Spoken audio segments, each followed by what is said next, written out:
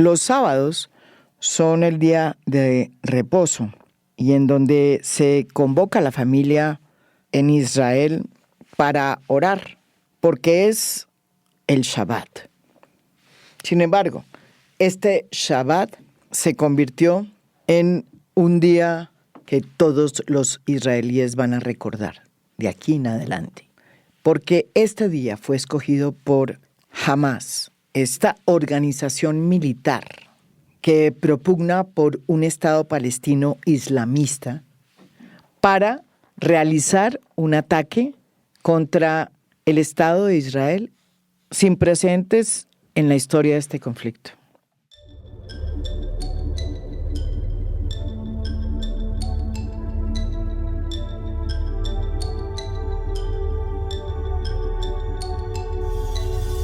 Un ataque que sorprendió incluso a un país acostumbrado a mantener unos altísimos niveles de seguridad y que además construyó precisamente unas barreras muy sólidas que los separaban a los israelíes de esa región de la Franja de Gaza, que estaba controlada desde tiempo atrás por Hamás. Ese sábado, todas esas aparentes seguridades se cayeron como un castillo de naipes. Varias de estas milicias secuestraron a personas y se las llevaron a la Franja de Gaza. Y todavía no se sabe cuántas son ni quiénes son. Hamás ha hecho saber que esos secuestrados los van a utilizar para obligar al gobierno de Netanyahu, el primer ministro de Israel, a que los intercambie por los prisioneros palestinos, muchos de los cuales son niños que están presos sin ninguna razón ni cargo. La reacción de Israel fue la de bombardear de manera inmediata la Franja de Gaza.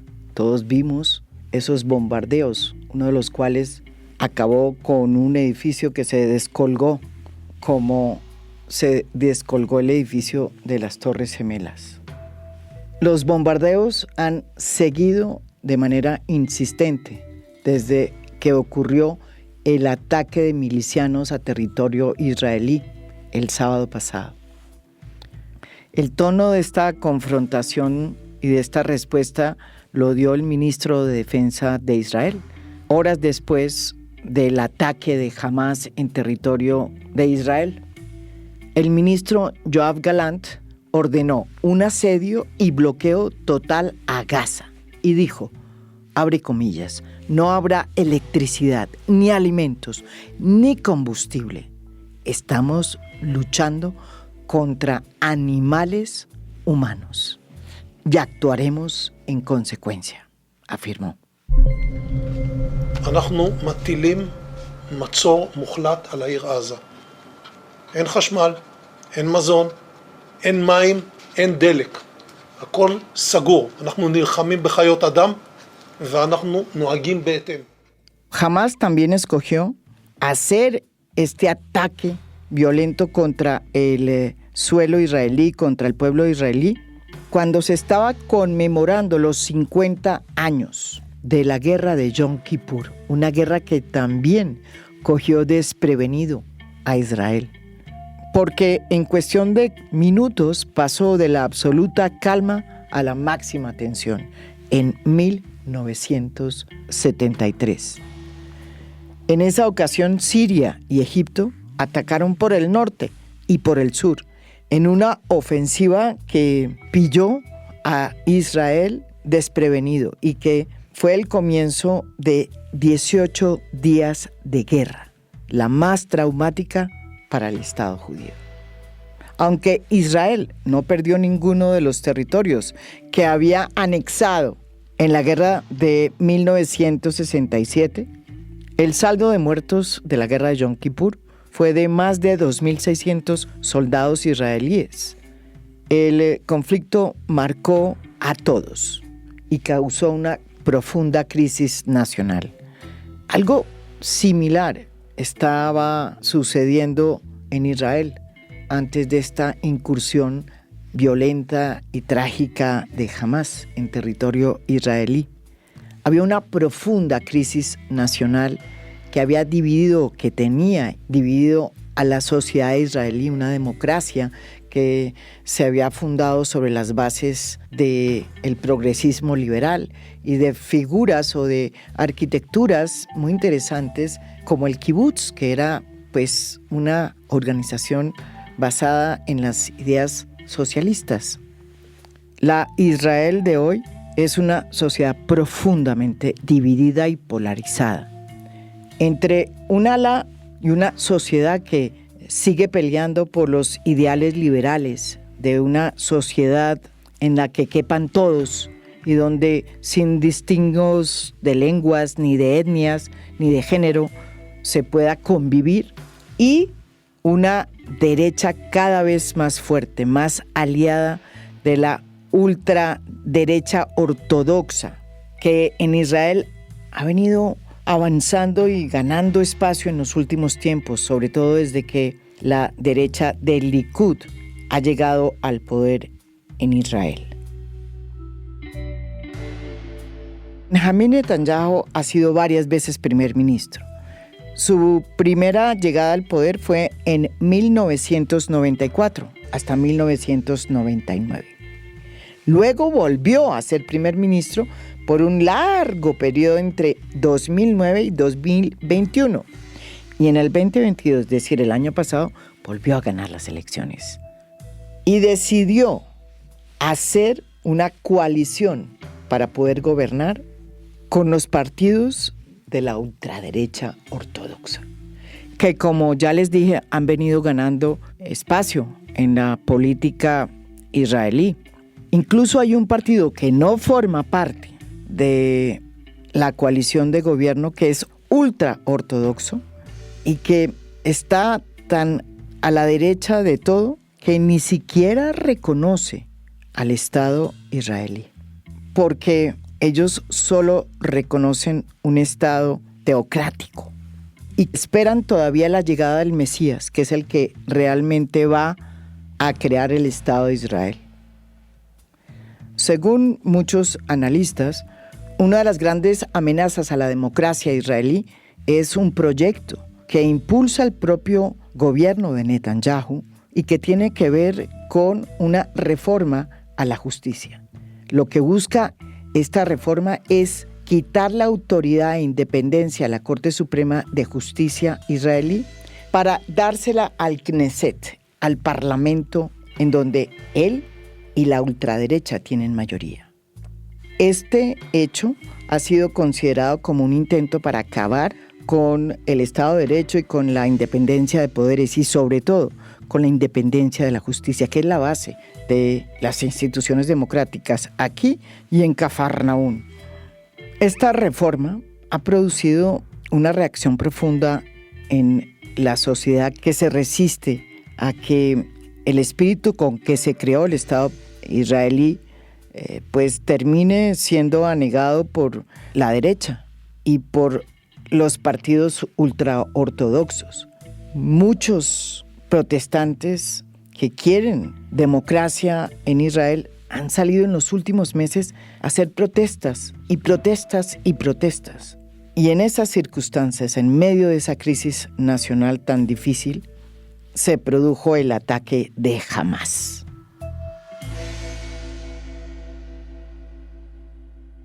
Netanyahu y su gobierno están impulsando esta reforma a la justicia que busca menoscabar la independencia del máximo tribunal de justicia de Israel. También su discurso sobre el problema palestino se ha ido radicalizando. Mostró el mapa de Israel e incluyó todos los territorios que los palestinos creen que deberían formar parte de las fronteras de su futuro Estado. Es decir, incluyó ahí a Cisjordania, Gaza y a Jerusalén del Este. Hoy, territorios en disputa.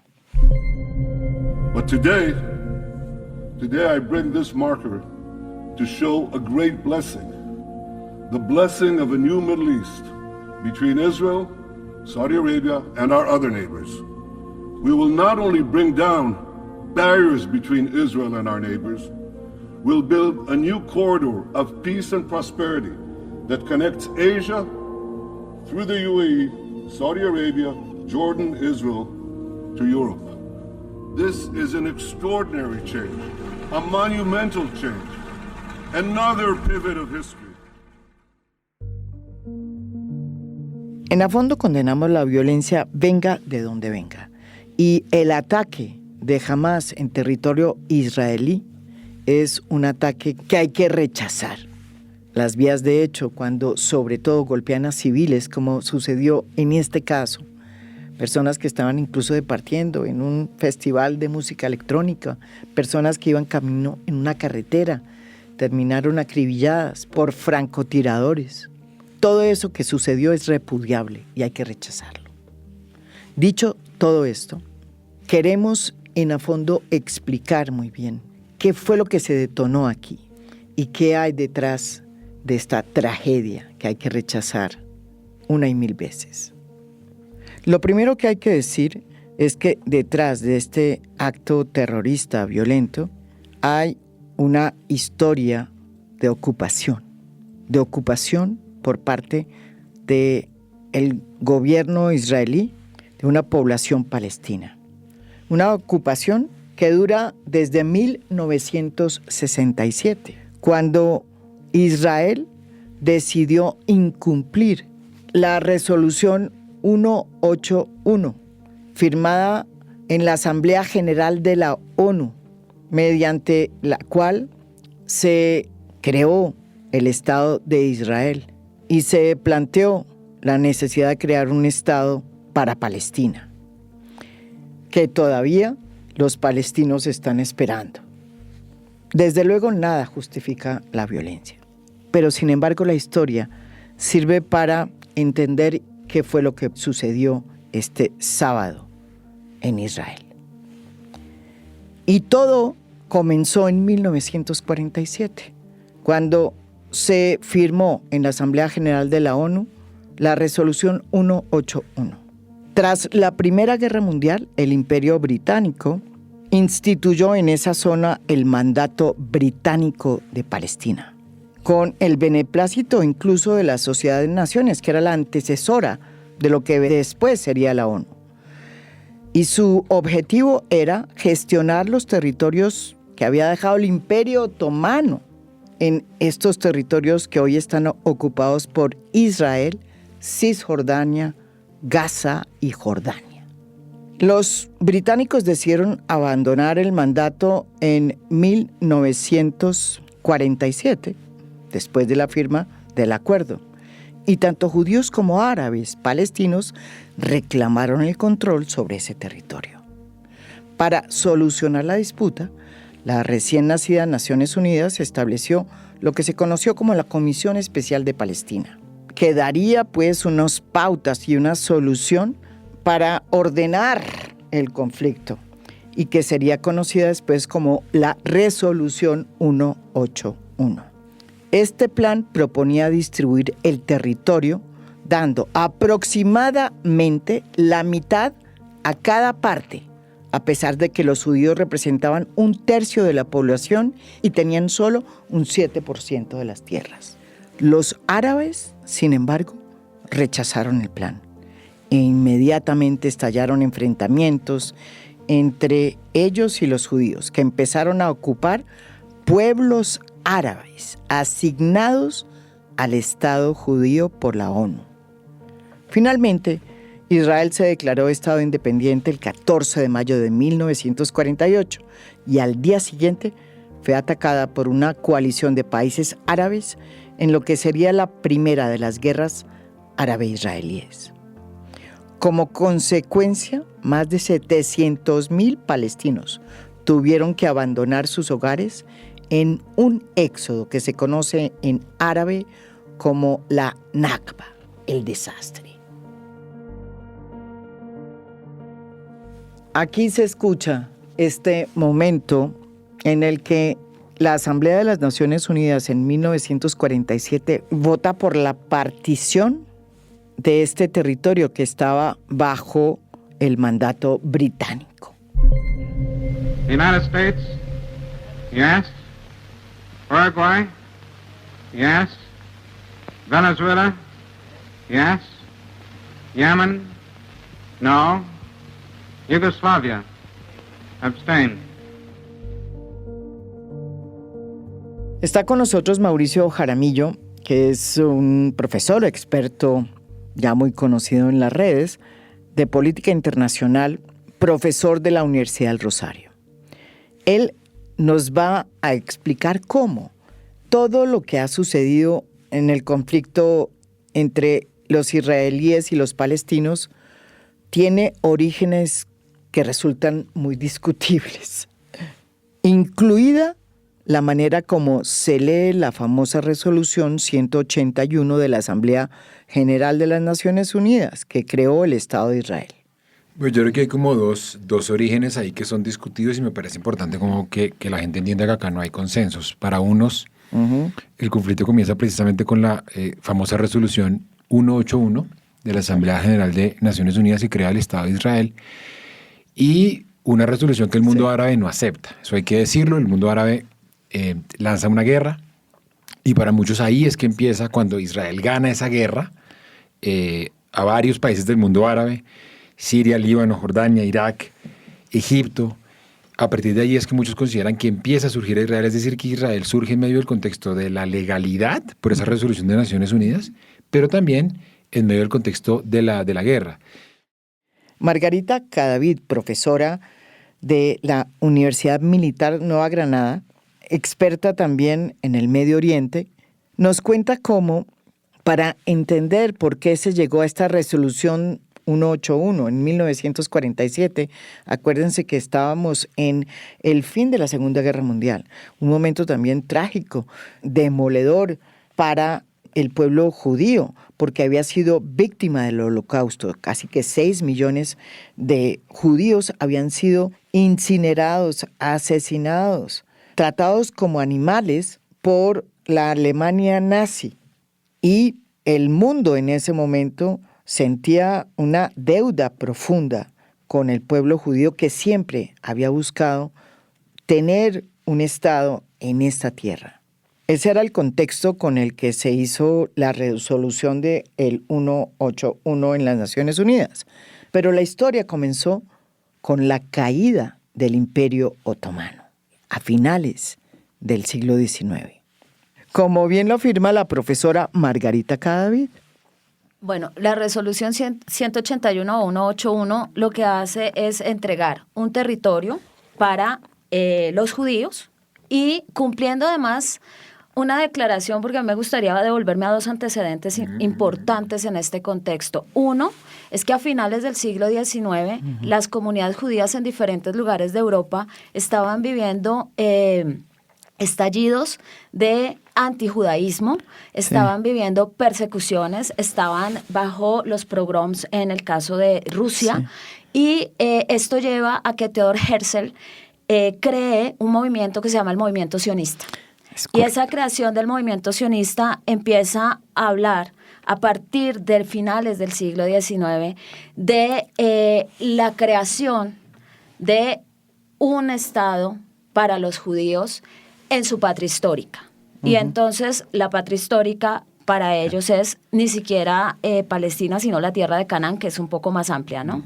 Y lo otro es, ese movimiento sionista empieza a patrocinar el regreso de poblaciones judías, de población judía al territorio. La patria histórica es Palestina, que en ese momento era parte del Imperio Otomano, era una provincia dentro del Imperio Otomano. Esto lo digo porque hubo un momento en la historia en que las comunidades judías y la comunidad palestina, tanto cristiana como musulmana, vivieron en ese territorio, vivieron en paz. Y porque es que aquí se tiende a pensar que esto es un conflicto de un origen religioso. Claro, hay un componente religioso que es de donde viene la patria la patria histórica pues viene de la promesa a Abraham. El otro elemento religioso es por supuesto Jerusalén, pero aquí no hay un conflicto porque unos sean judíos y otros sean musulmanes. Esto tiene que ver con la tierra, y yo aquí me atrevo a generar otra responsabilidad que a veces se nos olvida, y es la de británica, porque Gran Bretaña, en medio de la Primera Guerra Mundial, cuando se estanca esa Primera Guerra Mundial, una de las cosas a la que van a jugar ambos bandos, porque Alemania lo hace con la población irlandesa en Irlanda del Norte, empiezan a azuzar nacionalismos para debilitar internamente a su enemigo. Y Gran Bretaña va a hacer lo mismo con la población árabe dentro del Imperio Otomano. Y le prometen al jerife de la Meca en ese momento una república árabe. Pero eso es 1916, va el señor Lawrence de Arabia y hace esta promesa, pide la revolución árabe en contra del Imperio Otomano, y luego viene en 1917 la famosísima declaración Balfour del ministro de Relaciones Exteriores británico, que dice que Su Majestad el Rey está de acuerdo con la creación de un hogar judío en Palestina. Y cuando se acaba la Primera Guerra Mundial, pues los británicos simplemente no van a poder cumplir esta promesa. Y no la van a poder cumplir, entre otras cosas, porque ellos habían firmado los acuerdos Sykes-Picot entre el representante de Gran Bretaña y el representante de Francia, repartiéndose el Medio Oriente. Y no podían dar una república árabe en Siria y Líbano, porque esa parte le correspondía a los franceses, y tampoco podían darle el hogar judío en Palestina a los judíos, porque si le daban el hogar judío en Palestina, se echaban encima a la población árabe, y ya tenían además ellos el control sobre lo que era la Mesopotamia, porque ellos cogieron Irak. Ellos cogieron Irak y cogieron una parte importantísima donde ya había petróleo, aunque no quiero reducirlo solamente a esto, y estaba Mosul. Entonces ellos no podían incumplir las promesas. De hecho, una de las cosas que hicieron, que me parece una de las cosas que también trae muchos problemas hoy, es que le dijeron a los dos hijos del señor jerife de la Meca: venga, señor Hussein, usted lo ponemos en Transjordania a que gobierne ahí. Esa es la dinastía hachemita que todavía está en el poder. Ellos vivían en Meca, en Arabia Saudita. Y al otro, al señor Faisal, le dije: venga, cálmese, acabe con esta revolución acá en Siria y lo llevamos a que gobierne Irak. Se traen a unos gobernantes que les convienen a ellos, que son gobiernos títeres. ¿Y qué hizo Israel? Que no existía. ¿Qué hizo la población? Pues la población empieza a presionar para que les cumplan la promesa, y se crea la Haganá, y se crean muchos grupos de autodefensa, digamos esto entre unas comillas muy grandes, claro, que empiezan a luchar contra los británicos para que les cumplan la promesa. Y entonces viene la Segunda Guerra Mundial y las cosas tampoco mejoran, mucho menos para los judíos, que son víctimas del Holocausto. Esta tragedia inenarrable, una crueldad histórica impresionante, marcada por el odio, que termina en la muerte de casi 7 millones de judíos incinerados en los hornos crematorios de los diferentes campos de concentración que se hacen desde la mitad de la guerra, en diferentes lugares de Europa, en donde Alemania llegó a tener el dominio. En medio de esa situación es que se firma la Resolución 181 de las Naciones Unidas, y el mundo registra como un gran acontecimiento y logro que se ponga al fin al mandato británico y se divida Palestina en 2 estados independientes, uno árabe palestino y otro judío, y que Jerusalén quedara bajo un régimen internacional. Eso se previó como una opción intermedia mientras se solucionaban los problemas inherentes a la creación de 2 estados y se llegaba a alguna conclusión.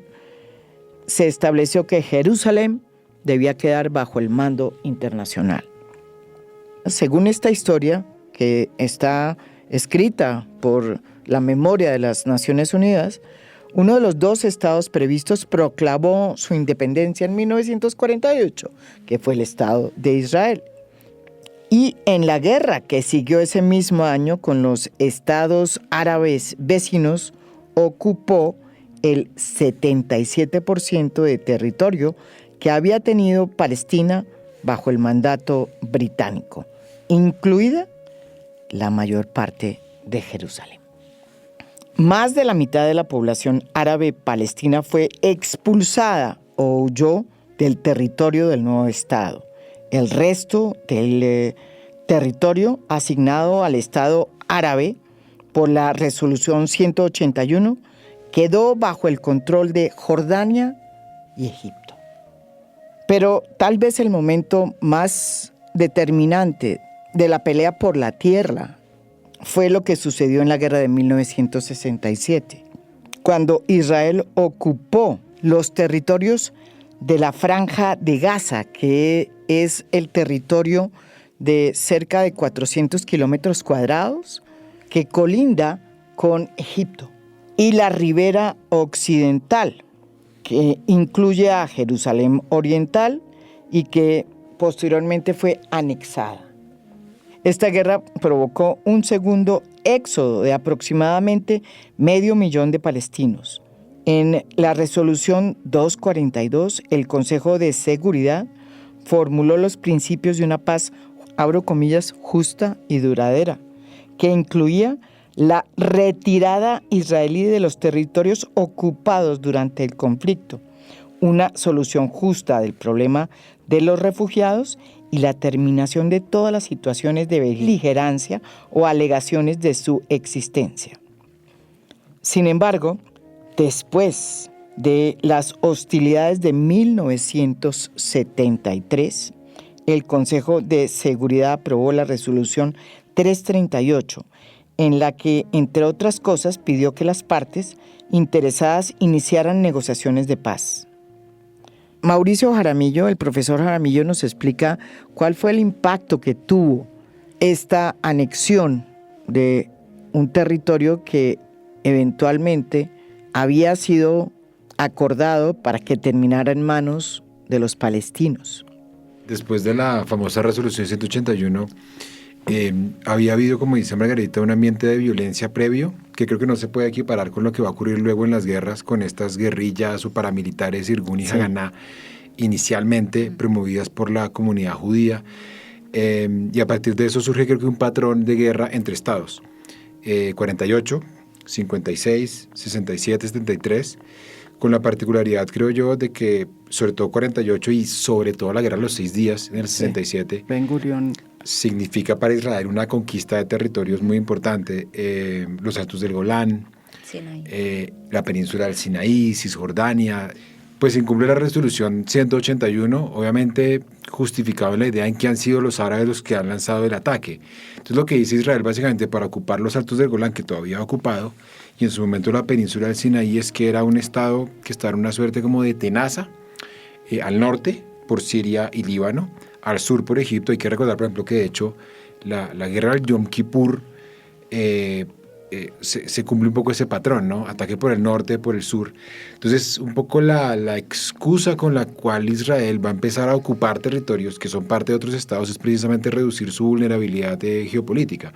En lo que habla Mauricio, eso se llama la doctrina de profundidad estratégica que planteó Israel, tratar de tener las fronteras de sus enemigos lo más alejadas posible, y para ello ampliaba sus fronteras. Entonces, la Franja de Gaza, que queda precisamente en el límite con Egipto, lo que va a pasar ahí precisamente es que en 1967 los que toman el control de ese territorio serán los israelíes.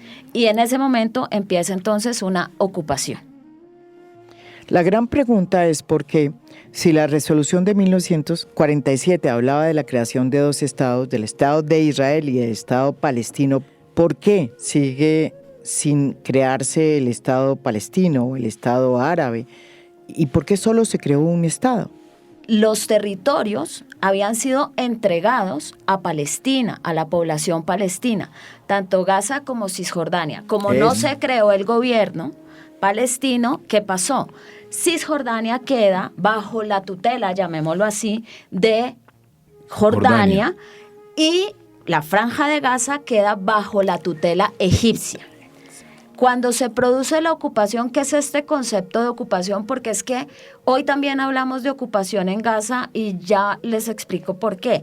La ocupación en ese momento tenía que ver con el hecho de que controlan las fronteras, está ocupado militarmente y empieza a haber una de las grandes problemáticas que continúa y persiste hoy, ya no en Gaza, pero sí en Cisjordania, y es el desplazamiento de población israelí a los territorios. Ahí también hay una discusión histórica, digamos algunos, sobre todo pro-israelíes, revisionistas, dicen que de hecho en el 47 y 48 no existe Palestina, porque la resolución habla de un Estado árabe. Y en realidad lo que va a pasar posteriormente, conforme se van dando las guerras, es que van a nacer, en medio de esa guerra precisamente, una conciencia nacional palestina. Entonces, para defender, si se quiere, esa causa, se va a quedar posteriormente la famosa Organización para la Liberación de Palestina, comandada por una persona que ha nacido en Egipto. O sea, Egipto es, si se quiere, como diría un profesor nuestro, Enrique Serrano, como el líder natural del mundo árabe para hacerle contrapeso a Israel. Yasser Arafat. Él es el que crea la Organización para la Liberación de Palestina, y con la OLP se va a crear una conciencia nacional palestina para hacerle resistencia a Israel. Entonces ahí hay como, para que la gente nos entienda, dos frentes. Un frente interno, nacional palestino, liderado por la OLP y otros grupos que van a nacer, pero quedémonos con la OLP. Y luego los estados árabes, especialmente Líbano, Siria, Jordania y Egipto. Ahí, a partir de los 60, en esa guerra, es que se crea, creo yo, una suerte de identidad palestina que en el 47 y 48 por obvias razones no podía existir y se denominaba más bien Estado árabe. Otra de las grandes interrogantes que hay en este conflicto y en esta región es saber cuándo fue que los judíos y los palestinos dejaron de vivir de manera conjunta. Yo lo pregunto porque yo he ido a Israel y siempre vi que había una mezcla de el mundo occidental con el mundo árabe. Y cada vez siento que hay menos mezcla y que eso era posible precisamente en un estado como el de Israel. Jerusalén, por ejemplo, era precisamente hace unos 10, 15 años, una ciudad que era el encuentro de varios mundos, de varias culturas, de varias miradas, civilizaciones. Estaba el mundo árabe, estaba el mundo cristiano y los judíos. Hoy es una ciudad cada vez más reacia a mantener esos espacios de convivencia. Y la pregunta es, ¿qué fue lo que pasó? ¿Qué fue lo que se rompió? ¿Y por qué bajo el Imperio Otomano, por ejemplo, pudieron vivir sin ningún problema en esa tierra judíos y palestinos durante mucho tiempo? Margarita Cadavid nos explica qué pasó o a dónde fue a parar ese espíritu multiétnico, plurirreligioso que siempre había dominado la región, en la que siempre convivieron, por lo menos hasta la llegada de los turcos, judíos y palestinos.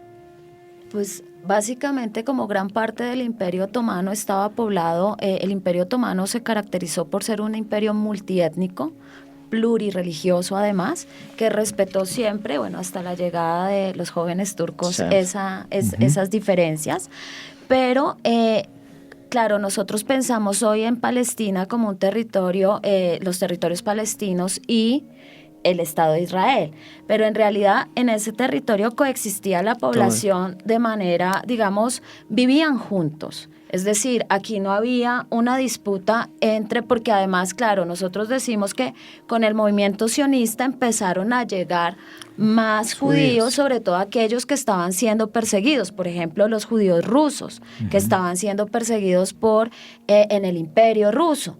Pero también había desde hacía mucho tiempo y creo que eso lo llegó a conservar hasta hace muy poco tiempo la ciudad de Jerusalén. Uno va a la ciudad de Jerusalén y ahí tienes el almacén del judío, el almacén del árabe palestino y musulmán y también del cristiano y están frente a frente y digamos que eso se conservó, hasta hace algún tiempo. Sí. Ya es mucho más complicado y el muro pues es demasiado agresivo para poder conservar esa coexistencia. Entonces vivían ahí. que el hecho fue que cuando hicieron esa partición, esa es una partición desde cualquier punto de vista y desde mi perspectiva arbitraria, en el sentido de que las dos comunidades estaban ahí, pero se le hicieron promesas de Estado a ambas. ¿Cómo ibas a cumplir para darles unas fronteras? Y hay un aspecto que decía yo, si bien esto no es religioso, hay un elemento importante para las comunidades y las tres religiones monoteístas, y es Jerusalén. Jerusalén tiene una importancia para el monoteísmo impresionante, y a quién le ibas a entregar esa ciudad como capital. Entonces lo que dijeron fue, tiene un estatus especial, es un corpus separatum. En 1973 sucede la guerra de Yom Kippur, la guerra conocida como la del Ramadán o guerra de octubre, también conocida como la guerra árabe-israelí de 1973. Y fue básicamente un conflicto bélico librado por la coalición de países árabes liderados por Egipto y Siria contra Israel, que atacaron a ese país por el norte y por el sur, y que duró del 6 al 25 de octubre de 1973. Ese conflicto fue uno de los más duros que sufrió Israel, porque a pesar de que, como ya lo dijimos, no perdió ninguno de los territorios que había anexado en la guerra de 1967, pues sí produjo un impacto interno profundo y ocasionó una crisis política, una crisis nacional. Curiosamente, esta guerra fue la que le abrió el camino para que la primera nación árabe apareciera y surgiera en ese escenario y reconociera el Estado de Israel. Y esa nación fue Egipto. Eso ocurrió el 26 de marzo de 1979, cuando se firmó en Washington el Tratado de Paz entre Egipto e Israel. Gracias a este tratado, Egipto recuperó la península del Sinaí que Israel había anexado en la guerra de 1967. Y el tratado se firmó entre el presidente egipcio Anwar el-Sadat y Menachem Begin, bajo el auspicio del expresidente norteamericano Jimmy Carter. Ladies and gentlemen, this afternoon, historic documents concluding the Treaty of Peace between the Arab Republic of Egypt and the State of Israel will be signed. First, President Sadat and Prime Minister Begin will sign, and President Carter will witness. Mauricio Jaramillo nos explica aquí en A Fondo por qué esta guerra fue tan distinta a los demás y cómo fue que se abrió esa ventana que logró ese acuerdo de paz con Egipto. Esa es una guerra, creo yo, distinta a las demás, y creo que es una guerra clave para entender lo que estamos viviendo hoy en día. ¿Y por qué lo digo? Porque en el pasado, si uno revisa la guerra del 48 y sobre todo la del 67, fueron guerras donde Israel pues hizo prueba de una superioridad militar,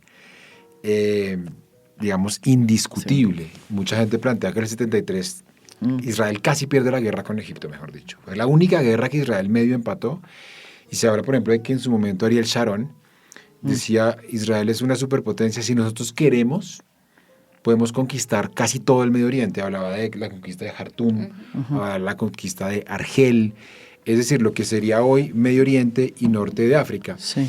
Y muy seguramente, yo creo que esto es un común denominador con lo que pasó en estos días, en medio de esa confianza que tenía Israel por haber conquistado los territorios que conquistó en la guerra del 67, hay un descuido. Los egipcios atacan por el sur, los sirios atacan por el norte, y finalmente hay una guerra que uno puede considerar que hay como una suerte de empate. Israel en realidad no conquista más territorio, y a partir de esa guerra se genera un nuevo equilibrio en el mapa geopolítico del Medio Oriente que hace que años más adelante Egipto e Israel terminen firmando la paz. Lo que hace Egipto es, mire, yo quiero recuperar la península del Sinaí, que yo perdí en la guerra del 67. Por medio de la guerra no la voy a poder recuperar. Y lo que hace Anwar al-Sadat es decir, voy a negociar con los israelíes, con intermediación de Jimmy Carter, los famosos acuerdos de Camp David I. Y por medio de esos acuerdos de Camp David, Israel devuelve la península del Sinaí a Egipto y es el primer Estado árabe que reconoce a Israel. Para muchos esa es como la victoria diplomática más importante en toda la historia de Israel, junto a al reconocimiento que le dio años más tarde la Autoridad Nacional Palestina en la década de los 90. En las últimas décadas en Israel se ha ido auspiciando por parte de los gobiernos, sobre todo de derecha, desde Ariel Sharon y ahora con Netanyahu, la proliferación de colonos.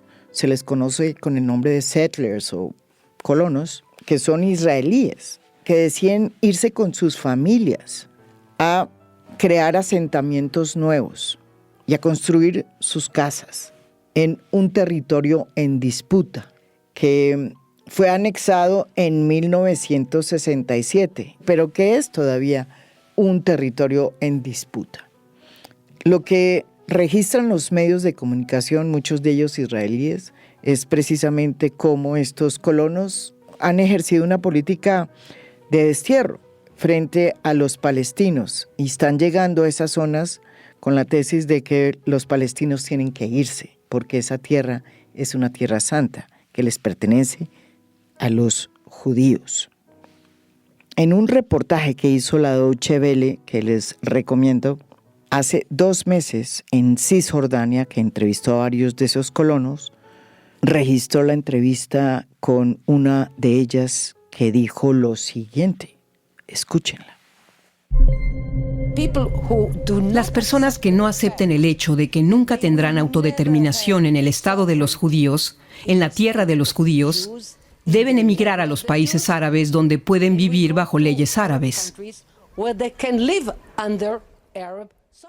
Margarita Cadavid nos explica qué es lo que pasa en esas zonas de ocupación, qué pasa en Cisjordania, qué pasa en la Franja de Gaza, para que ustedes entiendan. Hay población palestina tanto en Cisjordania como en Franja de Gaza. En Franja de Gaza, cerca de 2 millones de personas viven en una superficie de 360 kilómetros cuadrados. Es realmente una situación muy complicada en términos de necesidades sociales. La gente vive en unas condiciones lamentables, pero además, desde hace mucho tiempo, debido a que Hamás es la organización que controla ese territorio, pues hay sobre esa región una prohibición para entrar casi todo y está prácticamente aislada. Sí, en realidad las zonas de ocupación son uno de los principales problemas porque además genera un desequilibrio poblacional. ¿En qué sentido? Muchos, durante todas estas guerras que hemos mencionado, lo que ha habido más son refugiados palestinos. Y de hecho son refugiados que Jordania tiene refugiados, Siria tiene refugiados, Irak, todos los países vecinos han recibido refugiados palestinos. Cuando se llevan a cabo las conversaciones de paz, ese es uno de los puntos donde Israel siempre dice que el regreso de los refugiados no. Y una de las grandes discusiones es quién es un refugiado, ¿no? Quiénes fueron desplazados verdaderamente por la guerra y a quienes en medio de la guerra se les dijo, vengan, salgan de sus casas y después van a poder regresar, como si eso funcionara así, ¿no? Como si fuera tan fácil. Entonces, ¿por qué digo esto? Porque cuando nosotros estábamos hablando de la creación de la resolución 181, estábamos hablando más o menos, Mauricio me corregirá si me equivoco, de unos 546,000, 680,000 judíos dentro del territorio y estábamos hablando de más de 785,000, 900,000 palestinos dentro del territorio. Hoy si uno ve las cifras ya esto se ha revertido completamente. Entonces, ¿qué empieza a suceder? Lo primero es los territorios palestinos ya no solamente tienen la ocupación militar y el control, salvo aquellos que Oslo le entrega directamente al control de la Autoridad Nacional Palestina, pero hay que decirlo, Israel se sigue reservando el derecho de intervenir militarmente sobre esos territorios. Esas son las denominadas zonas A. Y hay zonas que simplemente dijo no se las vamos a entregar ni ahora, y yo diría, me atrevería a decir que tampoco hay mucha disposición a entregarlas después porque son las zonas en las fronteras y las que tienen los recursos hídricos. Turquía, por ejemplo. Exactamente. Entonces, en ese orden de ideas tenemos esa ocupación, pero fuera de eso entran personas, pobladores judíos a esos territorios, establecen sus casas, sus barrios y le quitan más territorio Los a colonos, la población los palestina. Exactamente. Yo creo que es importante que la gente entienda que a partir del momento en que los estados árabes reconocen a Israel, sobre todo Egipto, luego Jordania, empieza a haber un desplazamiento de la lógica guerra árabe-israelí a una guerra entre palestinos, una resistencia interna palestina contra esa ocupación de la que habla Margarita. A veces reciben apoyo de esos refugiados palestinos en otras partes. Los libaneses, por ejemplo, un sector de los libaneses tienden a decir que la culpa de la guerra civil libanesa las tienen precisamente los refugiados palestinos. Para ponerle fin a esa violencia que surge en esos territorios que los palestinos dicen, nos cansamos de la ocupación. Y como dice Margarita, se sacuden, se levantan en esa primera intifada. Nace Hamas. Nace en la década de los 90 esta iniciativa, sobre todo impulsada inicialmente por Europa, pero finalmente es Estados Unidos quien termina patrocinándola, que son los acuerdos, que no son acuerdos en realidad, es un intento de negociación que transcurre a lo largo de los 90, la gente de pronto se acuerda, la gente más mayor que nos está escuchando, esta imagen típica de Bill Clinton en la mitad, que es raro no ver a Estados Unidos en la mitad, Yitzhak Rabin de un lado y Yasser Arafat de otro lado. Ese ha sido el intento más serio que ha habido por establecer la paz y por medio de esos intentos de acuerdo se establecieron estas tres zonas de las que habla Margarita. Una zona de gobierno de control israelí, una zona de control palestino y una zona de control, si se quiere, compartido. Esta ocupación produce la primera intifada en 1987, que surgió como un reclamo popular al asesinato de 4 trabajadores palestinos del campo de refugiados de Jabalia, que fueron embestidos por un camión militar israelí el 9 de septiembre de ese año, de 1987. 2 días después se produjeron los primeros enfrentamientos entre jóvenes palestinos y el ejército israelí. Esta intifada es la que le abre las puertas, de todas formas, al acuerdo de Oslo el 13 de septiembre de 1993.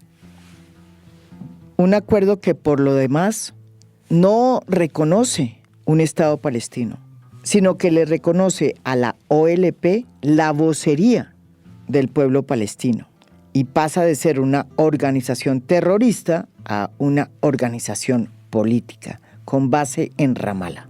Pero es un acuerdo que no le concede una tierra al Estado palestino, sino una condición política para que pueda ser protagonista de los acuerdos de Oslo en representación del pueblo palestino.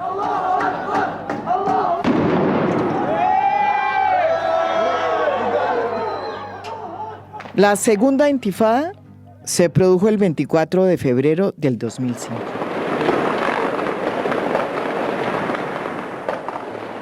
Y la tercera intifada tiene fecha de diciembre del 2017, cuando la organización Hamas, que estaba ya empezando a entrar en el escenario, instó a los palestinos a comenzar una tercera intifada, debido al reconocimiento de Jerusalén como capital de Israel por los Estados Unidos durante el gobierno de Donald Trump. Todas las intifadas se han dado en los territorios ocupados de Cisjordania y la Franja de Gaza y han sido obviamente contra el gobierno israelí. La decisión estadounidense es hostil contra nuestra gente. Es una declaración de guerra a los palestinos en nuestros sitios musulmanes y cristianos sagrados, en el corazón de Palestina, que es Jerusalén. Pero algo importante es que en los acuerdos de Oslo no nace un Estado palestino. Un sector de los palestinos, la OLP, Al-Fatah, el partido de Yasser Arafat, reconoce a Israel y a los palestinos les dan un gobierno. No les dan Estado. Es decir, tienen autonomía para gestionar sus asuntos. Sí, les dan el reconocimiento como voceros para llevar a cabo el acuerdo, la negociación, a la Autoridad Nacional Palestina. O sea, Yasser Arafat se compromete al reconocimiento, esa es la materialización, entre comillas, de la resolución 242 que surgió en la guerra del 67, que dice que toda paz en el Medio Oriente pasa por el reconocimiento del derecho de Israel a existir y a vivir en paz dentro de sus fronteras, e Israel devuelve los territorios ocupados, ¿no? Y ese es otro problema sobre la traducción, territorios ocupados o los territorios ocupados, porque ahí nos dicen ya devolvimos Sinaí, entonces ya devolvimos, ya cumplimos la 242. Entonces, cuando empiezan esas negociaciones, cuando empieza esa primera parte, a uno le llamaba la atención lo que acaba de decir Mauricio. Se habla del reconocimiento del Estado de Israel por parte de la Autoridad Nacional Palestina, pero nunca se habló de la creación de un Estado palestino. Para mí, Oslo dejó abiertos los 3 puntos más importantes que tenían que estar dentro de la negociación. Quizás al final, como se hacen las negociaciones para que sea arrastrado por lo demás. Refugiados, Jerusalén y sobre todo la creación del Estado de Israel, de Palestina. Entonces aquí una de las cosas graves que pasa es eso.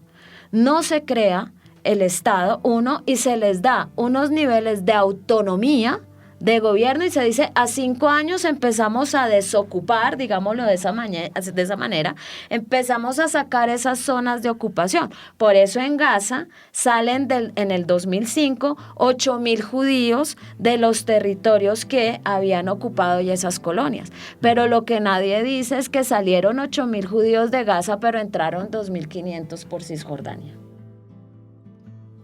Aunque muchos sostienen que el conflicto entre los israelíes y los palestinos es un conflicto por la tierra, hay quienes sostienen que también es un conflicto religioso, porque de por medio está Jerusalén, una ciudad que es el epicentro de la conjunción de muchísimas religiones, de la judía, desde luego, de la católica también, y del mundo musulmán. ¿Cuál es el peso que tiene Jerusalén y su carga religiosa en todo este conflicto? Lo explica Mauricio Jaramillo. Yo tengo la postura de que lo de Jerusalén es menos grave de lo que parece ser, ¿sí? Básicamente por 2 razones. En primer lugar, porque yo creo que eso va a terminar, si es que hay paz, en una administración compartida. Obviamente hay factores, yo estoy de acuerdo con Margarita, esto no es un conflicto religioso, pero obviamente la interpretación religiosa puede llegar a exacerbar. Si no estoy mal, a comienzos de los 80, Israel define a Jerusalén como, capital eterna e indivisible. Esto quiere decir que va a ocupar toda la ciudad de Jerusalén e indirectamente está diciendo que el reclamo o la reivindicación palestina de que su capital, la capital de Palestina en realidad no es Ramallah, es que la capital administrativa, entre comillas, la capital es Jerusalén Oriental, Al-Quds.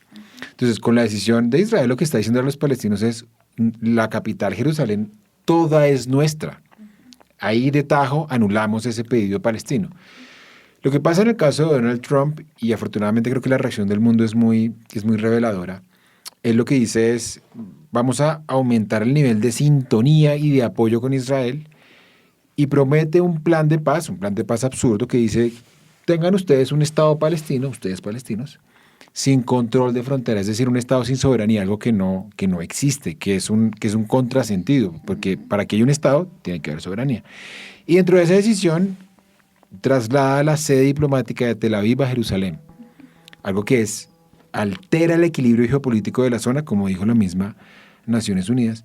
Por eso digo que para mí, obviamente es gravísimo, pero lo que quiero decir es que no creo que eso trascienda. Algunos estados, sobre todo Europa Central Oriental, y creo que Guatemala también alcanzó a trasladar la sede. Nuestro gobierno de Duque coqueteó con esa posibilidad, finalmente no lo hizo.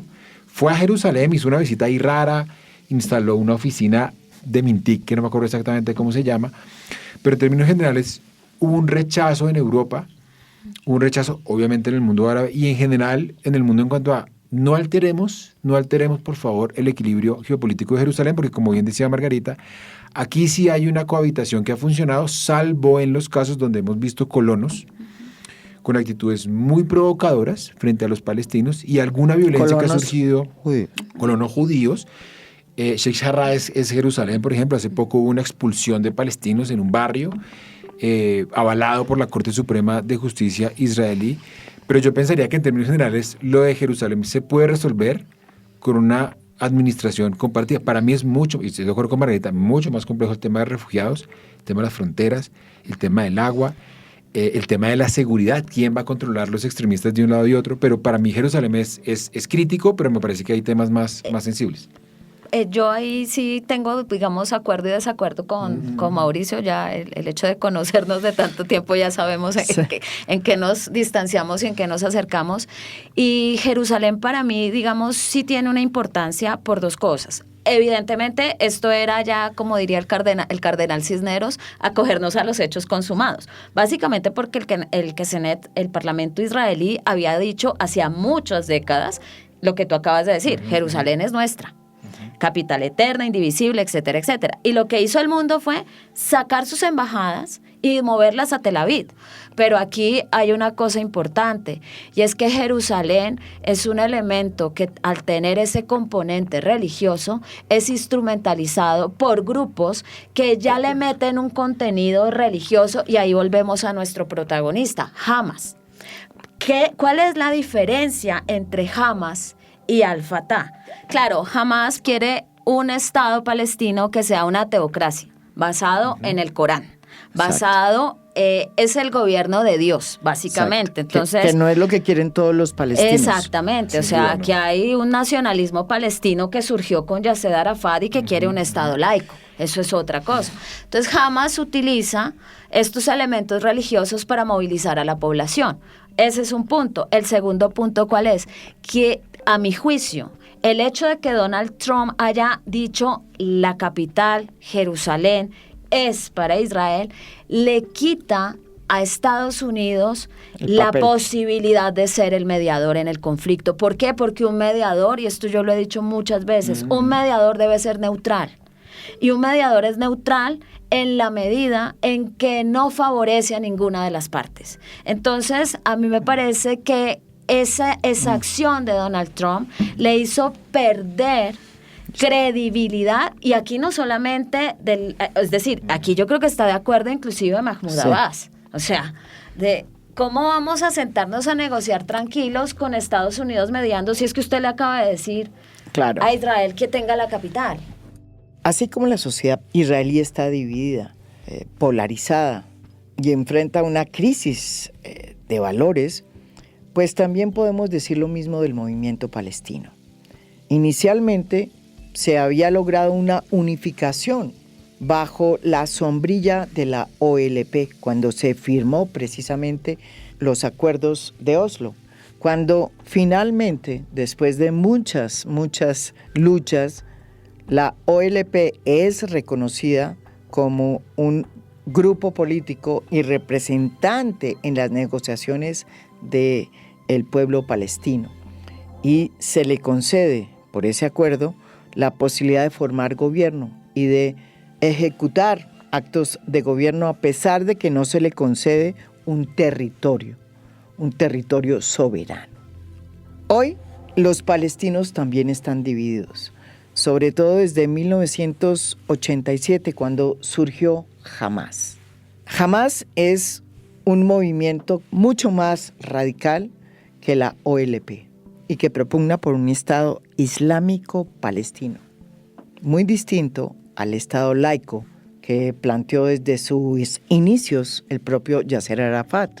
Mientras la autoridad palestina ha sido concentrada en Ramallah y tiene un control sobre cierta parte de Cisjordania donde viven palestinos, Hamas se ha concentrado en dominar la región de la Franja de Gaza, que desde hace mucho, precisamente porque está Hamas ahí, ha sido objeto de bloqueos, de cortes de luz, y prácticamente es una parte de los territorios ocupados que está completamente aislada.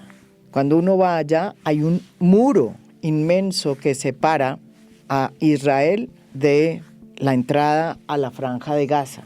Muro que el sábado no sirvió para nada, porque por ahí penetraron las milicias de Hamas para cometer esa masacre que cometieron.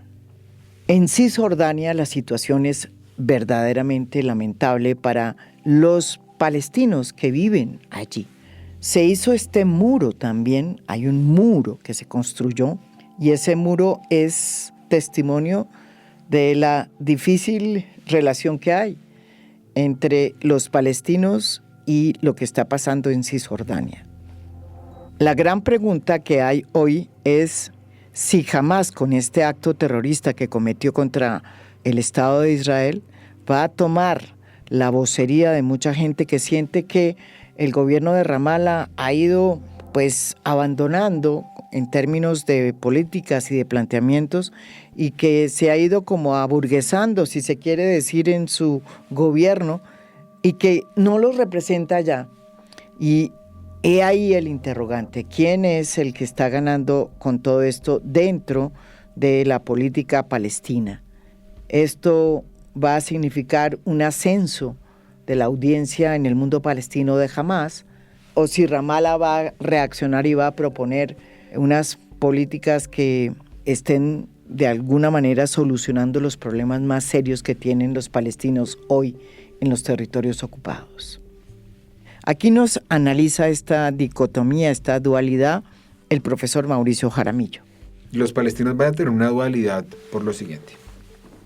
1974, la Asamblea General de Naciones Unidas dice: ustedes no tienen Estado, pero usted, señor OLP, va a ser el vocero legítimo del pueblo palestino. Entonces le vamos a dar en la Asamblea General de Naciones Unidas un asiento con su respectiva banderita, con su visor. Usted puede hablar, pero usted no va a tener voto. Entonces le van a dar un estatus de beligerancia a los palestinos en la que se legitima y digamos que abandonan un poco la condición de terroristas. La OLP va a tener el monopolio de la vocería palestina desde el 74 hasta que surge esta famosa intifada en los acuerdos de Oslo. ¿Quién va a negociar con Israel? Pues venga, señores de la OLP, que se van a convertir en Al-Fatah. Ahí se van a sumar otros movimientos como el Frente Popular para la Liberación de Palestina, más cercano al marxismo, y hasta ahí no hay problema. Ahí están los palestinos detrás. Pero cuando negocian Oslo, surgen o habían ya surgido los de Hamas, y Hamas va a decir: nosotros no estamos de acuerdo con negociar con Israel, nosotros queremos destruir a Israel, nosotros creemos en la gran Palestina, es decir, una Palestina que ocupe todo el territorio. Y con posterioridad a Oslo, ya ha surgido la Autoridad Nacional Palestina, se organizan unas elecciones palestinas. Y en esas elecciones palestinas, a pesar de que Hamas no reconoce los acuerdos de Oslo, Hamas participa y, oh sorpresa, gana las elecciones. Cuando las gana, pues Ismail Haniyeh, que es el líder de Hamas, dice: bueno, yo tengo que ser primer ministro, porque yo tengo el número de escaños suficientes para.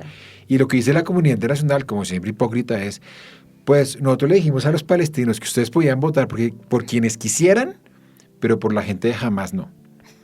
Entonces empieza un boicot, empieza un aislamiento. Dice: si Hamas va a formar un gobierno, congelamos todo el dinero. Y Palestina básicamente es una indigente en el sistema internacional que depende 100% de lo que le puedan entregar. Entonces, que a ti te digan: si tú te posicionas como primera ministra, María Jimena, no te voy a entregar un peso. Eso a los palestinos les empezó a dividir.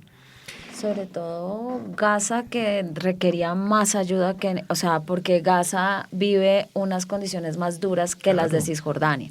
El hecho de que Ramallah esté en Cisjordania ayuda porque la mayoría de los recursos entran por ahí. En Gaza era mucho recurso de ONG. Exacto. Israel se había deshecho, había sacado colonos, estaba un poco a su suerte.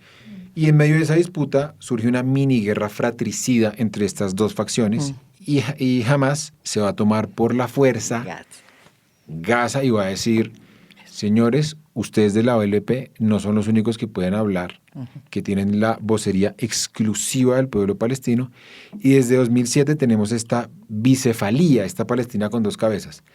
En Cisjordania, el gobierno de Al-Fatah, que es el partido político de la OLP, de Mahmoud Abbas, Ahmed Corey, y en Gaza el gobierno de Hamas con Ismail Haniyeh. Quien perpetró el ataque de estos días fue Hamas. Yo creo que la posición de Abbas es muy ambigua, no es de apoyo expreso a Hamas, pero es un poco, esto es el resultado de la ocupación, de la humillación, de las agresiones, etc. Entonces, eso para explicar un poco esa bicefalía palestina. Esta radicalización del pueblo palestino tiene una razón, que yo creo que hay que detenerse en ella y analizarla sin pasiones, porque tiene que ver con muchas de las cosas que se firmaron desde 1947 y luego en la Guerra del 67 y luego en la Guerra del 73 y luego en los acuerdos de Oslo, los de Camp David, porque muchas de las cosas que se firmaron allí no se cumplieron y no se le cumplieron al pueblo palestino. Así lo explica Margarita Cadavid. Yo creo que sí, yo me atrevería a decir que sí, que hay una, digamos, hay una sensación en la población, sobre todo en la población palestina, de ambas partes, tanto de Gaza como de Cisjordania, pero sobre todo en este caso voy a referirme a la de Cisjordania. ¿Por qué? Porque es como firmamos Oslo, reconocimos al Estado y ¿qué hemos obtenido realmente? Esa es una, digamos, es una pregunta, y es una pregunta que yo supongo, aquí sí, que debe surgir en el día a día, cuando yo me senté, firmé un acuerdo, quise una negociación, pero tengo que someterme a los checkpoints, tengo que someterme a un muro de hormigón que separa Cisjordania de Israel. Sí. Y es que es Ramala, pero es también Nablus, pero es también Belén, pero es también Hebrón. Y entonces hay gente que su vida diaria, que su trabajo está al otro lado en Israel. Y si un día amanecemos y dicen, no, mire, la frontera hoy está cerrada, usted no puede llegar a su lugar de trabajo. Si el militar quiere bajarlo y no dejarlo pasar, por el checkpoint no lo deja pasar. Entonces yo creo que sí hay una pregunta sobre, porque es que todos hablamos de una ocupación militar, pero ¿qué es realmente vivir en una ocupación? Es eso, es que en realidad uno dice, Gaza es supremamente crítico, porque en Gaza no hay posibilidad de movilidad. Y entonces uno dice, bueno, en Cisjordania sí, pero es que cuando uno visita este lugar uno se da cuenta que dice zonas A, zonas B y zonas C. Y le dicen a la gente, si usted es israelí va a pasar a esta zona A que está bajo el control de la Autoridad Nacional Palestina, está prohibido y es peligroso. Pero además no hay caminos que los conecten, pero además las familias quedaron separadas por el muro. Entonces yo creo que sí hay una pregunta que es vigente y es del día a día en Cisjordania, y es ¿qué obtuvimos? Y eso genera un sentimiento de frustración, que yo quiero ser enfática también en esto. No se justifica la violencia. La muerte de civiles en ningún caso puede ser ni justificada, ni puede uno cogerla como bandera, pero se explica las vías de hecho para ellos como la única salida que les queda. La violencia directa es el resultado de dos violencias más profundas, que es la violencia estructural y la violencia cultural. La una se ejerce por negación de necesidades básicas a la población y la otra se ejerce a través de los discursos donde ese otro se convierte en un enemigo satanizado. Entonces, esta violencia directa es el resultado de dos violencias más y es el reflejo de todo este tiempo que vuelvo y repito, yo no quiero justificar aquí la muerte de nadie. Ni la de los judíos, por supuesto que no, ni la de los palestinos, porque aquí hay una población civil sufriendo en ambos lados. En ambos lados, eso es cierto. Pero vamos entonces a lo que pasa también en la sociedad israelí, que también está atravesando por una de las crisis más difíciles y complicadas de su historia. ¿Qué tanto queda de este Estado que hoy está en pie en Israel, del proyecto de Ben Gurión, que era un proyecto progresista, abierto, así para muchos el sionismo sea también un pecado, pero era en realidad un proyecto que buscaba pues que el pueblo judío tuviera un sitio donde estar, una tierra, pero donde hubiera la posibilidad de que muchos cupieran y que se permitiera el disenso, el debate, la confrontación de las ideas. Para el profesor Mauricio Jaramillo, lo que está sucediendo hoy en Israel está muy lejos del proyecto fundacional de Ben Gurión, que fue el padre del sionismo y de la creación del Estado de Israel. Yo creo que ha quedado muy lejos el proyecto de Ben Gurión, que era un Israel liberal, progresista, abierto. Pues Israel tiene hoy el gobierno más radical de su historia. Tiene partidos homofóbicos como Noam. Tiene partidos abiertamente supremacistas, es decir, racistas frente a los árabes, como Partido Sionista Religioso. El ministro de Finanzas, Smotrich, hace poco estuvo en Estados Unidos y hubo una carta de decenas de judíos pidiendo, por favor, que no entrara, que no lo dejaran, que le negaran el visado, los mismos judíos.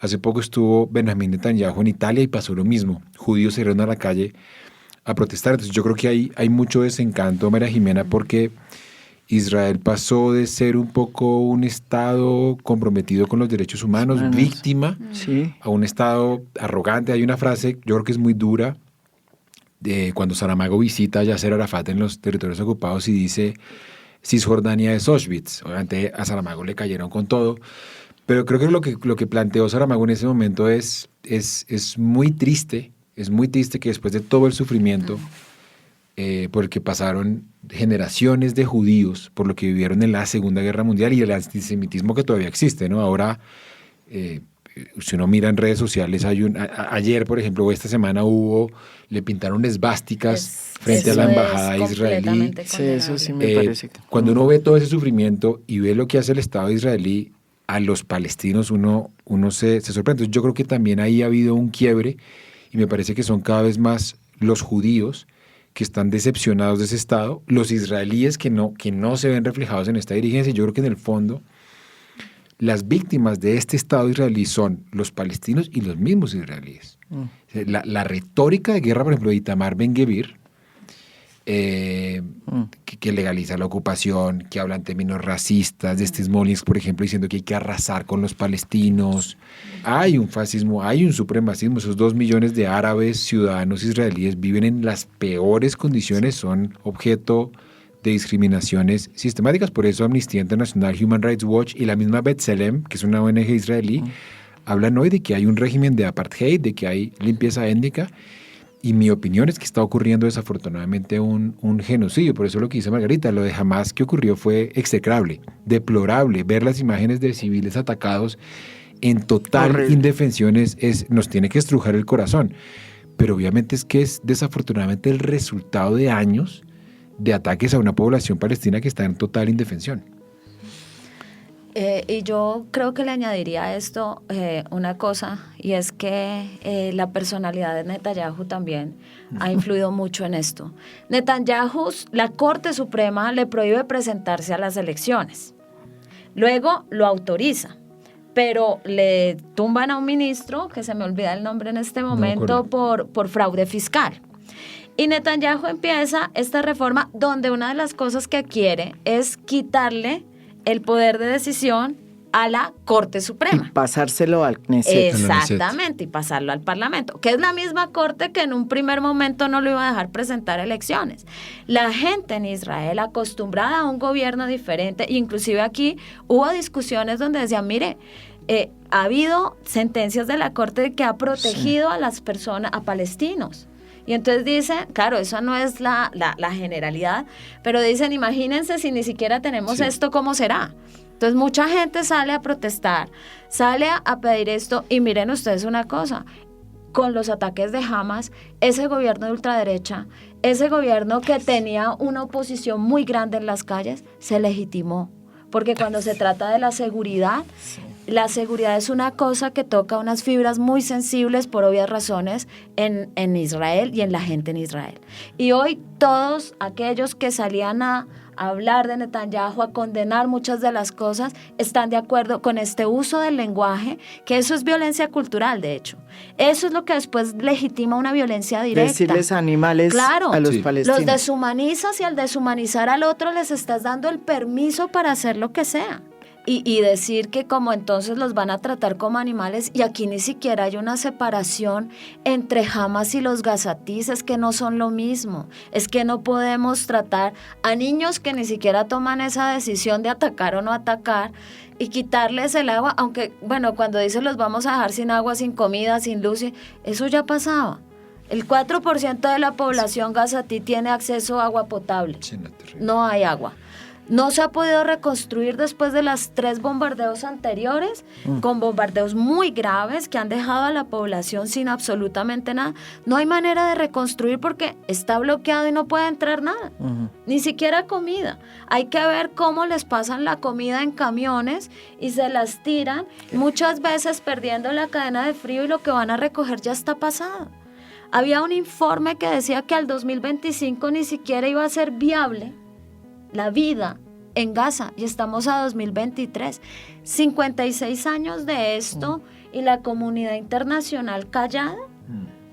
O sea, ¿qué esperabas? Que esto era una olla a presión, y un grupo que no tenía, que necesita la propaganda, que necesita nuevos adeptos, visibilidad. ¿Qué hizo? Pues un ataque de unas proporciones que nadie se imaginó, porque atacaron por tierra, por mar y por aire, por sorpresa, se infiltraron, sacaron a una cantidad de gente que además la torturaron, bueno, todas las imágenes terribles que ya vimos, pero entonces la pregunta es, ¿de verdad esperábamos algo diferente? ¿De verdad esperábamos que después de que desde el 2014 no se sientan palestinos e israelíes, y aquí sí hablo de Cisjordania, no se sientan a hablar de paz? ¿No crees que la situación de esta olla a presión iba a estallar por algún lado? Y desafortunadamente son este tipo de grupos los que se abanderan de esto. Desafortunadamente las vías de hecho se convierten, sin justificarlas, vuelvo y repito, explica el estallido, toda una situación anterior. Ahora, Netanyahu mostrando el mapa en Naciones Unidas de Israel, ejerciendo soberanía sobre todo el territorio, como si los territorios palestinos no existieran, y el mundo callado. Cuando uno estudia este proceso, este conflicto, uno ve que después de cada intifada pues se han abierto también unas ventanas de paz. La pregunta es si estamos ante una agudización del conflicto o ante la posibilidad de abrir una nueva ventana de paz para que se solucione de raíz el problema palestino. La respuesta a este interrogante nos la da aquí en A Fondo Mauricio Jaramillo. Yo sí pensaría, basándome en lo que pasó en la primera intifada, generalmente cuando se toca a fondo, se está más cerca de salir de alguna manera, y yo lo que veo es que hay un impacto en la sociedad internacional. Yo creo que hay mucha gente que no había entendido, que no se había interesado.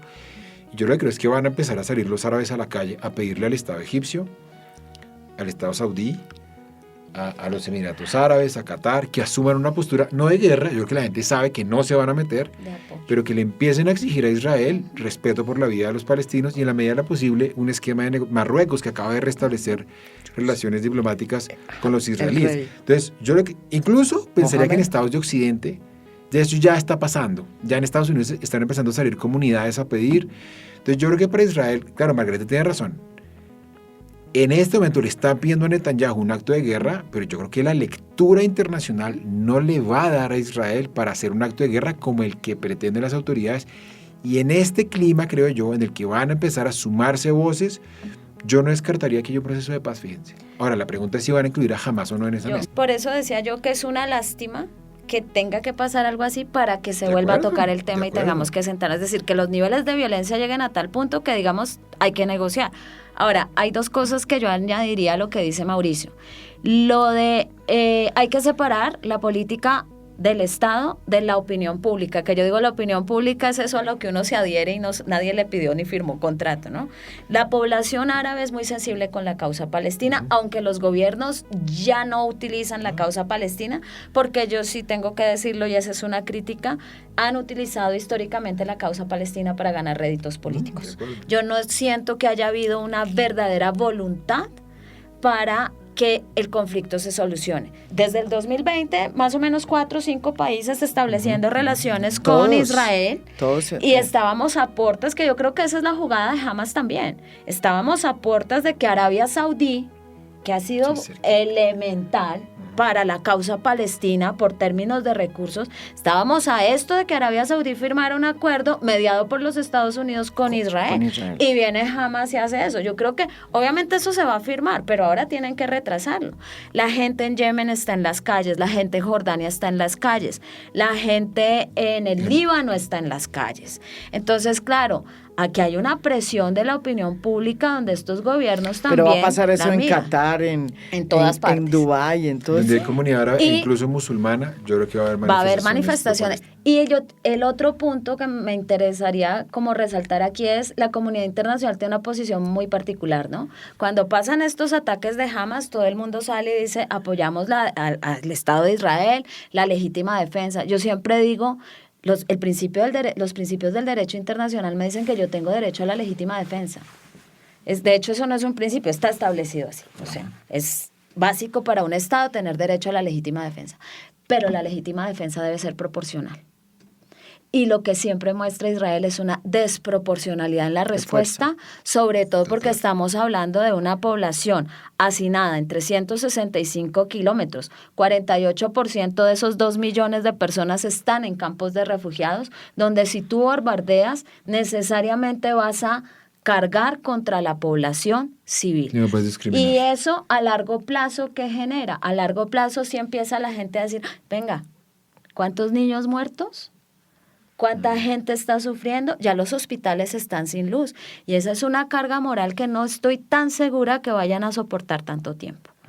Entonces yo creo que vamos a tener 2 semanas muy duras de respuesta y yo creo que en 2 semanas podremos ver el escenario hacia dónde nos lleva y yo creo que sí, el camino es abrir una negociación. El asunto es qué va a pasar con Hamas. Porque es que es visto como grupo terrorista y no se negocia con terroristas.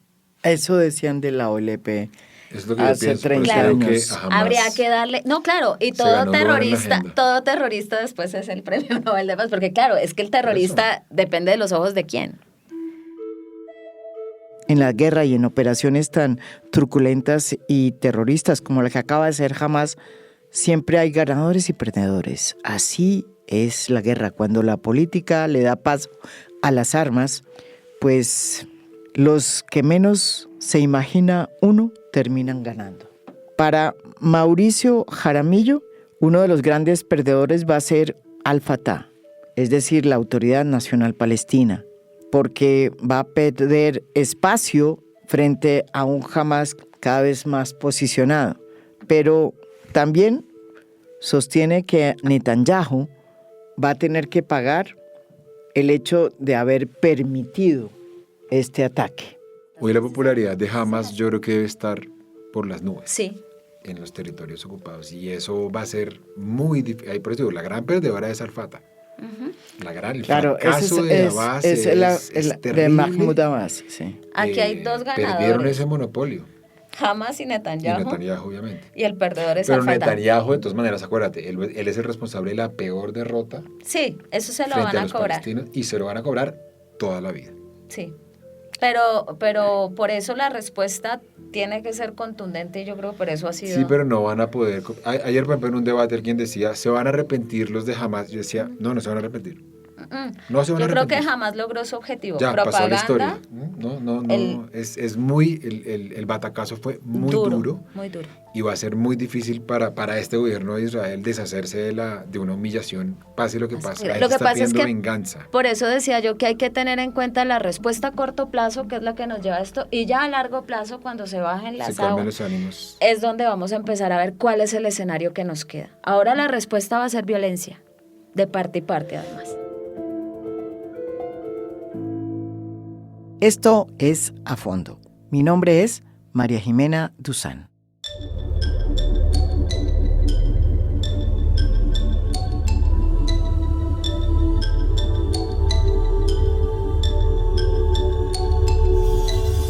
A Fondo es un podcast producido por Mafialand. Producción general, Lucy Moreno. Postproducción de audio, Daniel Chávez. Música original del maestro Óscar Acevedo. Nos pueden escuchar también en mi canal de YouTube. Gracias por escuchar. Soy María Jimena Duzán.